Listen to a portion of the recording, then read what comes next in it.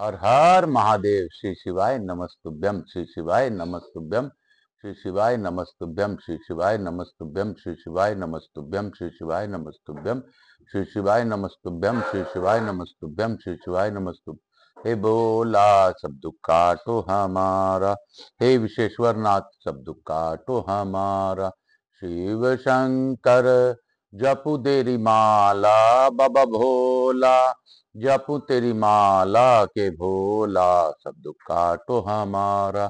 हे विश्वेश्वर नाथ सब दुख काटो हमारा, हे काशीपति अधिनाथ सब दुख काटो हमारा। काशी काशी शिव काशी, मुख्य नगरी काशी की जय। आप सबको वंदन करते हुए मैं प्रथम पूज्य देव गणपति गणेश जी महाराज का आह्वान करता हूं तथा उनसे प्रार्थना करता हूं इस कथा स्थल पर पधार कर आवाज समझ देवी देवताओं को आने का मार्ग दीजिए। आप लंबोदर हैं, आप गजमुख हैं, गणनायक हैं, आप गजाधर हैं और आप ही विघ्नहर्ता हैं। आप ही बुद्धि के दाता हैं, नवदिति के दाता हैं। आपको बार बार नमस्कार है। मैं यहाँ के स्थान देवता, वास्तु देवता, ग्राम देवता, क्षेत्रपाल देवता, समस्त देवी देवताओं का आह्वान करता हूँ, उनसे प्रार्थना करता हूँ कि कथा स्थल पर पधार कर आवाज आप सभी देवी देवताओं के साथ अपना कथा श्रवण कर हम सभी लोगों को कृतार्थ करें, आशीर्वाद प्रदान करें। मैं स्कंद देव स्कंद कुमार से भी अनुरोध करता हूं कि इस कथा स्थल पर पधार कर सभी को स्कंद महापुराण की इस अद्भुत कथा का श्रवण कराकर आनंद प्राप्ति करवाएं। मैं अपने भोलेनाथ मैया पार्वती से अनुरोध करता हूं कि गौर बिंदोरा का आसन ग्रहण करें और गौर बिंदोरा के रूप में इस कथा का श्रवण कर मेरा जजमान बने। हे महादेव, मुझसे कोई भी भूल हो रही हो तो बच्चा समझ कर क्षमा कर दीजिएगा। मैं आकाश राजगढ़िया बंसल गोत्र पुनः उमाशंकर नारायण देवी कांता राजगढ़े पुत्र आचार्य संगीत कृष्ण जी महाराज सांवरिया बाबा के नाम से विख्यात व वर्तमान में प्रयागराज में विराजित और कंदमाल यवतमाल में उनका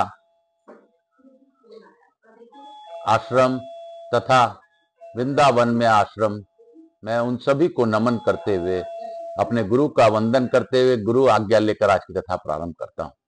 हे बाबा, मुझसे कोई भी भूल हो रही हो, त्रुटि हो रही हो तो बच्चा समझकर माफ कर दीजिएगा। काल हरा दुख हरा दारी धरा कष्ट हरा, हर हर महादेव, हर हर महादेव। शंभु शंभु बोल बम का नारा है, बाबा एक सहारा है। बोलो बम बोलो बम बोलो बम बोलो बम, बोल बम बोल बम बोल बम बोल बम। हे बाबा, हे बाबा, कल मौनी अमावस्या के दिन जो प्रयागराज में दुर्घटना घटित हुई, इसके लिए मुझे बहुत ही आघात लगा, गहरा आघात लगा। मेरे गुरुदेव और अन्य संतों ने तो अपना शाही स्नान को ही विराम दे दिया था, क्योंकि यह सत्य है कि संत जब स्नान करते हैं तो संतों के स्नान करने मात्र से गंगा पवित्र होती है, और जब गंगा पवित्र होती है तो विश्व का कल्याण होता है और इसीलिए कुंभ लगता है। लेकिन हम अज्ञानतावश यह बात भूल जाते हैं, संत हमारे कल्याण के लिए ही स्नान कर रहे हैं, गंगा के कल्याण के लिए स्नान कर रहे हैं।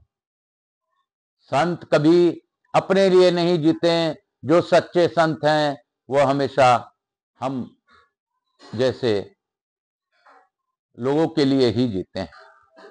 हम जनमानस को धैर्य से काम लेना चाहिए था, हम जनमानस को हमेशा विपत्ति का तारण करना चाहिए था। हम जनमानस को कोई भी प्रकार से बुद्धि और बल का प्रयोग नहीं करना चाहिए। हमें हमेशा अपने हिसाब से सनातनीय धर्म का पालन करना चाहिए। सनातन धर्म ही वही है जो सनातन की रक्षा करे, हिंदू राष्ट्र की रक्षा करे, न कि वो है जो इस तरह का उपद्रव मचावे। आप भगवान को पा नहीं सकते, लेकिन आप जिस दौड़ में भागते हैं, क्या यह अच्छा है? क्या आप लोगों ने अपने मन में हाथ रखकर बोलिए कि आप लोग ने जो खोया है या पाया है, क्या पाया क्या खोया है? आप खुद सोचिए, आपकी गलती के कारण आपने क्या किया। आपने कई लोगों को आघात किया है, आपके द्वारा ही कई जाने गई। तो आप इंसान से हैवान बन गए, ये क्या उचित है? हमें ईश्वर की प्राप्ति करनी है, लेकिन गुरु के बताए हुए मार्गों से करनी है। और यह भी सत्य है कि जब गंगा मैली होती है तो कुंभ स्नान होने से, संतों द्वारा कुंभ स्नान किया जाता है, उसी से गंगा पवित्र होती है, प्रमुख नदियां पवित्र होती है।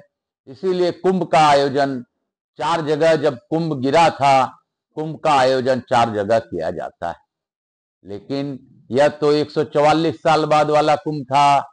इसको बहुत ही सोच विचार कर हम लोगों को कार्य करना चाहिए था।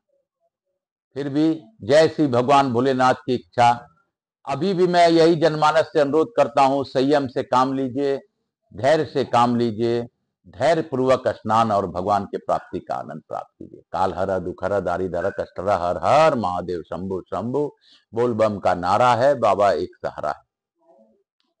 मैं आज काशी काशी शिव काशी आज की कथा आगे की ओर ले जाऊंगा। बाबा भोलेनाथ की आज्ञा से, गुरु आज्ञा से, कल हम लोगों ने पढ़ा था कि श्रीशैल और केदार से भी उत्तम मोक्षदायक तीर्थ प्रयाग है, तथा तीर्थ क्षेत्र प्रयाग से भी बढ़कर अभिमुक्त क्षेत्र है। अभिमुक्त क्षेत्र काशी भी में जैसा मोक्ष प्राप्त होता है वैसा कहीं नहीं।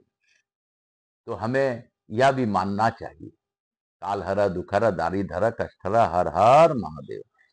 काशी काशी शिव काशी मोक्ष नगरी काशी। अगस्त जी कहते हैं, मथुरा में एक श्रेष्ठ ब्राह्मण थे, उनके पुत्र का नाम शिव शर्मा था। शिव शर्मा बड़े तेजस्वी और संपूर्ण शास्त्रों के ज्ञाता थे। जब जवानी बीत गई, जब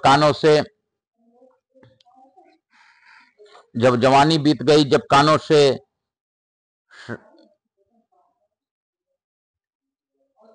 के समीप बाल सफेद हो गए, तब बुढ़ापा को आया देवा देख द्विज श्रेष्ठ शिव शर्मा की बड़ी चिंता हुई। वे सोचने लगे, मेरे सारा समय पढ़ने और धनोपार्जन करने में चला गया। मैंने कर्मों को जड़ उखाड़ने में समर्थ भगवान महेश्वर की आराधना कभी नहीं की। संपूर्ण पापों का हरण करने वाले श्री हरि को भी मैंने कभी संतुष्ट नहीं किया। ये वेद शास्त्र, धन, स्त्री, पुत्र, खेत और महल आदि परलोक में जाते समय मेरे साथ नहीं जाएंगे। इस प्रकार विचार करके शिव शर्मा ने यह निश्चय किया कि जब तक मेरा यह शरीर स्वस्थ है, तब तक मेरी इंद्रियों के में विकलता नहीं आई है, तब तक मैं अपने कल्याण के लिए तीर्थ यात्रा करूंगा। यह विचार कर शुभ तिथि, शुभ दिन और शुभ लग्न में शिव शर्मा ने एक रात उपवास करके प्रातःकाल पितरों का श्राद्ध किया और श्री गणेश जी तथा ब्राह्मणों को नमस्कार करके व्रत का पालन करने के पश्चात तीर्थ यात्रा के लिए प्रस्थान किया। मार्ग में ब्राह्मण ने सोचा, मैं पहले किस तीर्थ में जाऊं? इस पृथ्वी पर अनेक तीर्थ, आयु क्षणभंगुर है और मन चंचल है, अतः मैं सबसे पहले सप्तपुरियों का यात्रा करूं, क्योंकि वहां सभी तीर्थ विद्यमान है। इस निश्चय के अनुसार वे अयोध्यापुरी में गए, सरयू में स्नान किया और वहां के भिन्न भिन्न तीर्थों में पिंडदान और तर्पण करके पितरों को संतुष्ट किया। 5 रात अयोध्या में निवास करके वे प्रसन्नता पूर्वक तीर्थराज प्रयाग को गए, जहां श्याम और श्वेत सलील वाली सरिताओं में श्रेष्ठ देव दुर्लभ यमुना और तथा गंगा जी विराजमान रही हैं, जिनका शरीर प्रयाग तीर्थ के जल में से बिकता है। उन यज्ञकर्ताओं का इस संसार में पुनरागमन नहीं होता। वहां शूलटंक महादेव जी निवास करते हैं। वहीं अक्षय वृक्ष है, वट है, जिसकी जड़ 7 पातालों लोकों तक फैली हुई है। प्रलय काल में उसी पर आरूढ़ होकर मार्कंडेय जी ने निवास किया था। अक्षय वट को वट वृक्ष रूपी साक्षात ब्रह्मा जानना चाहिए। इसके समय ब्राह्मणों को भक्ति पूर्वक भोजन कराकर मनुष्य अक्षय प्राप्त पुण्य का प्रभागी होता है। वहां लक्ष्मीपति भगवान विष्णु बैकुंठ धाम में आकर श्री माधव स्वरूप से निवास करते हैं, मनुष्यों को अपने परम धाम में पहुंचाते हैं। श्याम श्वेत जल वाली 2 नदियां वैदिक मंत्रों द्वारा वर्णित हुई हैं। उन सरिताओं यमुना और गंगा में गोता लगाने वाले पुरुष अमृत तत्व को प्राप्त होते हैं। माघ मास में अरुणोदय के समय प्रयाग तीर्थ में स्नान करने के लिए शिवलोक, ब्रह्मलोक, पार्वती लोक, कुमार लोक, बैकुंठ लोक और सत्यलोक से भी वहां के निवासी आते हैं। तपोलोक, जनलोक, महलोक तथा स्वर्गलोक के निवासी भी आते हैं। भूर्वलोक, भूलोक तथा संपूर्ण नागलोक से भी वहां के रहने वाले प्राणी पधारते हैं। हिमवान आदि श्रेष्ठ पर्वत और कल्प वृक्ष आदि तरुवर भी माघ में प्रयाग स्नान करने के लिए आते हैं। प्रयाग निश्चय ही इच्छा अनुसार फल देने वाला तथा मोक्ष प्रदान करने वाला तीर्थ है। ज्ञानी पुरुष भगवान विष्णु के उस सच्चिदानंदमय पद को सदा देखते हैं। वेद को श्रुतियों द्वारा जिसके विषय में बारंबार यह बात कही जाती है, यह प्रयाग तीर्थ ही है। देवी तीर्थराज प्रयाग सब तीर्थों द्वारा सेवित है। उसके गुणों का वर्णन करने में यहाँ कौन समर्थ है। उत्तम बुद्धि वाले शिव शर्मा प्रयाग के गुणों को जानकर माघ भर वहीं रहे। उसके बाद वे काशीपुरी में चले आए। वहां प्रवेश करते ही उन्हें पुरी के द्वार देहली पर भगवान गणेश जी का दर्शन हुआ। शिव शर्मा ने भक्ति पूर्वक गणेश जी के ऊपर घी मिलाए हुए सिंदूर का लेप किया और उन्हें 5 मोदक को निवेद लगाकर क्षेत्र के भीतर प्रवेश किया। वहां मणिकर्णिका तीर्थ में जाकर उन्होंने देखा कि स्वर्गीय नदी गंगा जी दक्षिण से उत्तर की ओर प्रवाहित हो रही हैं। पापहीन पुण्यात्मा पुरुष उन्हें तट पर गिरे हुए है। उत्तर वाहिनी गंगा का दर्शन करके शिव शर्मा ने वस्त्र सहित निर्मल जल में गोता लगाया। इससे उनकी बुद्धि तत्काल शुद्ध हो गई। वे कर्म कांड के ज्ञाता थे, अतः स्नान करके उन्होंने विधि पूर्वक देवताओं, ऋषियों, दिव्य मनुष्यों, दिव्य पितरों, चतुर्दश यमों तथा अपने पितरों का तर्पण किया। फिर सीधी काशी के पंच तीर्थ का सेवन करके अपने वैभव के अनुसार भगवान विश्वनाथ का पूजन किया। शिव शर्मा भगवान शिव की उस पुरी का बारंबार देखकर बहुत विस्मित हुए। सोचने लगे, इस काशी की महिमा का वर्णन कोई नहीं कर सकता। काशी में यह मणिकर्णिका तीर्थ संसारी जीवों के लिए साक्षात चिंतामणि के समान है। यहाँ साधु पुरुषों के कानों में मृत्यु के समय भगवान शिव तारक मंत्र का उपदेश देते हैं, इसलिए उसका नाम मणिकर्णिका है। यहाँ निवास करने वाले जरायुज मनुष्य आदि, अंडज पंछी आदि, उद्भिज वृक्ष आदि और स्वदेश मक्खी आदि सभी जीव मोक्ष के भागी होते हैं। इस प्रकार विचार करते हुए शिव शर्मा बार बार इस पवित्र एवं विचित्र क्षेत्र को नेत्रों से निहारते रहे, परंतु उन्हें तृप्ति नहीं होती थी। वे मन ही मन कहने लगे, मैं उत्तम मोक्ष प्रदान करने में कुशल काशीपुरी को 7 पुरियों में श्रेष्ठ समझता हूँ। तथापि काशी और अयोध्या के अतिरिक्त अन्य पुरियों को मैंने अभी तक दर्शन नहीं किया, इसलिए उनका भी प्रभाव जानकर मैं पुनः यहाँ आऊंगा। अगस्त जी कहते हैं, प्रिय, अनेकानेक शास्त्रीय प्रमाणों से उस क्षेत्र में श्रेष्ठ गुणों का जानकर भी तीर्थ यात्रा परायण शिव शर्मा ब्राह्मण काशीपुरी से बाहर निकले। यह कितने आश्चर्य की बात है कि वे एक देश से दूसरे देश में भ्रमण करते हुए महाकालपुरी, उज्जैनी यावंती में पहुंचे, जहां कभी कलिकाल का प्रभाव नहीं पड़ता। वह पूरी पाप से अवन रक्षा करती है, इसलिए इसे अवंती कहते हैं। कलयुग में उसका नाम उज्जैनी होता है। भगवान शिव का एक ही स्वरूप पाताल में हाटकेश्वर, भूतल पर महाकाल तथा स्वर्गलोक में तारकेश्वर नाम से 3 रूपों में अभिव्यक्त होकर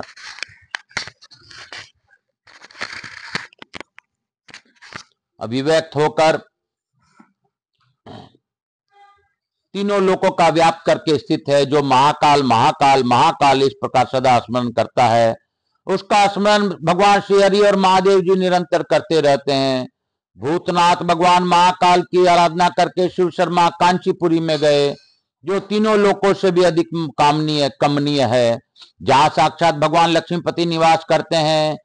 कांतिमान पुरुषों से सेवित कांतिमती कांची नगरी का दर्शन कर वहां के आवश्यक तीर्थ कृत्यों का पालन करके वे द्वारकापुरी की ओर गए। वहां सब और धर्म, अर्थ, काम और मोक्ष इन चतुर्विध पुरुषार्थ के द्वारा है, इसलिए तत्वज्ञ विद्वानों ने उस द्वारवती कहा है। यमराज अपने दूतों से कहते हैं, जिसके ललाट में गोपी चंदन का तिलक लगा हो, उसे प्रज्वलित अग्नि को भांति समझकर प्रयत्न पूर्वक दूर से ही त्याग देना चाहिए। उचित है, दूतों जो तुलसी के माला से विभूषित तुलसी नाम का जप करने वाले तथा तुलसी वन के रक्षक हैं, वे दूर से ही त्याग देने योग्य हैं। द्वारकापुरी में जो जीव काल से प्रेरित हो मृत्यु को प्राप्त होते हैं, वे वैकुंठ धाम में पहुंचकर पीताम्बरी धारी तथा 4 भुजाओं से विभूषित होते हैं। वहां जाकर शिव शर्मा ने उस श्रेष्ठ क्षेत्र के सभी तीर्थों में स्नान और देवता, ऋषि, मनुष्य एवं पितरों का तर्पण किया। वहां से वे मायापुरी, कनखल से हरिद्वार, ऋषिकेश होते हुए लक्ष्मण झूला में गए, जो पापी मनुष्यों के लिए अत्यंत दुर्लभ है और जहां वैष्णवी माया अपनी माया पास में जीवों को नहीं बांधती है। कोई इसे हरिद्वार, कोई मोक्ष द्वार, कोई गंगा द्वार तथा कोई या मायापुरी कहते हैं।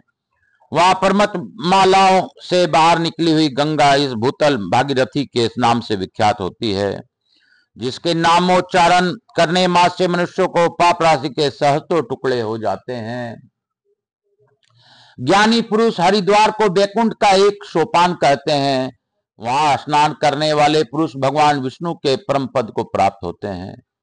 उस तीर्थ में उपवास करके उन्होंने प्रातःकाल गंगा में स्नान किया और जो जो तर्पण करने योग्य है उन देवताओं, ऋषियों तथा पितरों का तर्पण करके जो ही पारण करने का विचार किया, त्यों ही वे शीत ज्वर से आक्रांत हो थरथर कांपने लगे। एक तो वे प्रदेश में थे, दूसरे अकेले ही वहां आए थे, कोई भी सहायक नहीं था। इस दशा में अत्यंत ज्वर से पीड़ित होने पर उनके मन में बड़ी भारी चिंता हुई। वे सोचने लगे, यह कैसी विपत्ति आ गई, किंतु अब अत्यंत संताप देने वाली व्यर्थ को चिंताओं से क्या लाभ। मैं परम कल्याणकारी भगवान विष्णु और शिव का चिंतन करूं। मैंने मुक्ति के एक उपाय को भली भांति साधन कर लिया। मुक्ति देने वाली 7 पुरियों का अपने नेत्रों से दर्शन किया है। संग्राम में अथवा तीर्थ में मृत्यु होना श्रेष्ठ है। यह शरीर हाड़ और चाम का संग्रह है। इसके द्वारा यहाँ मृत्यु होने में से मैं निश्चय ही कल्याणमयी मुक्ति प्राप्त करूंगा। इस प्रकार चिंतन करते हुए शिव शर्मा की अत्यंत भयंकर पीड़ा हुई। करोड़ों बिच्छुओं के डंक मारने से मनुष्यों की जो दशा हो सकती है, वही शिव शर्मा को भी प्राप्त हुई। मैं कौन हूँ, कहाँ हूँ, इसके सुध न रही। स्मरण करने योग्य सभी बातें भूल गई। 2 सप्ताह रोगग्रस्त रहकर विष्णु शर्मा मृत्यु को प्राप्त हुए। इतने में ही वहां बैकुंठ धाम से विमान आया। उस पर सुंदर मुख और 4 भुजा वाले पुण्यशील और सुशील नामक 2 पार्षद विराजमान थे। शिव शर्मा ब्राह्मण ने उस विमान पर बैठकर चतुर्भुज रूप धारण कर लिया और पीताम्बर एवं दिव्य आभूषणों से विभूषित होकर आकाश मार्ग को शोभा बढ़ाते हुए वहां से प्रस्थान किया। बोलो शंकर भगवान की जय, बोलो शिव शर्मा ब्राह्मण की जय, बोलो बैकुंठ धाम की जय, बोलो मेरे भोलेनाथ की जय।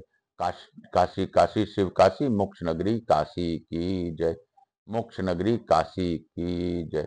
काल हरा दुख हरा दारी धरा कष्ट हरा, हर हर महादेव शंभु शंभु, बोल बम का नारा है, बाबा एक सहारा है। निशा माचिस और इधो तो निशा, ए निशा माचिस और उदो कपूर। बोल बम का नारा है, बाबा एक सहारा है। आज की कथा हम लोग यहीं पे विराम देंगे। मैं पुनः यही बात कहूंगा कि बाबा भोलेनाथ की अद्भुत कृपा है कि हमें प्रयाग क्षेत्र के बारे में कितनी बातें पता चली। कल की कथा में प्रयाग की बात आई, आज की कथा में प्रयाग क्षेत्र के बारे में जानने को मिला। तो हमें इस प्रयाग तीर्थ को प्रयाग तीर्थ मानकर, देवताओं का मुख्य स्थान मानकर, और इस कुंभ समय में जैसा कि इस स्कंद पुराण में बताया गया है, हमें संयम से, धैर्य से ईश्वर इत्यादि ब्राह्मणों को, ईश्वरों को पहले स्नान करने देना चाहिए। हम अपने जिस समय, जिस काल अवस्था में गंगा सुप्त अवस्था में रहती है, उस काल अवस्था का उल्लंघन करते हुए हम लोग गंगा जमुना में स्नान करने, संगम तीर्थ पर, जिसको संगम नोज भी कहा गया है, हम लोग वहां जाकर उद्दंड रूप का भाव दिए। यह भाव मुझे बहुत ही दुखदायी लगा। फिर भी मेरे भोलेनाथ सब पर कृपा करें।